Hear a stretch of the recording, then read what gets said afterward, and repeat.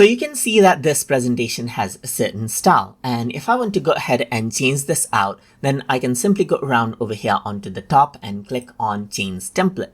Once you go ahead and do that, you can see that I can go ahead and select out another presentation style right here. For example, I can go around over here, select this style, let's say for example, click on apply, and then what happens is that the entire presentation design right here will change.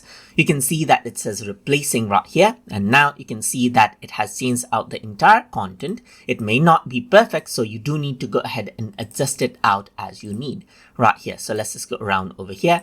Let me just go around and type in 40, let's say for instance, and then this is what you have, as you can see right here.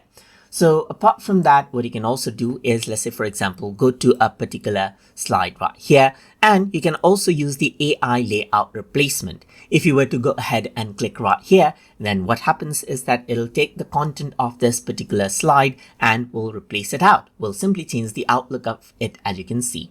You can undo that out as well when you pop up right here, or press Ctrl Z to go back and click again if you don't like that particular design and want another one. So you can see that as I click on AI replacement right here, this is what you have right here, just like this. So you can go ahead and close it, click on it again to go ahead and change the layout again. So you can see that it's replacing again by analyzing out the content, and you can see that this is what you have. So that is how you can simply go ahead and then change out the presentation style or theme inside of Terabox. So I hope you guys learned something as always.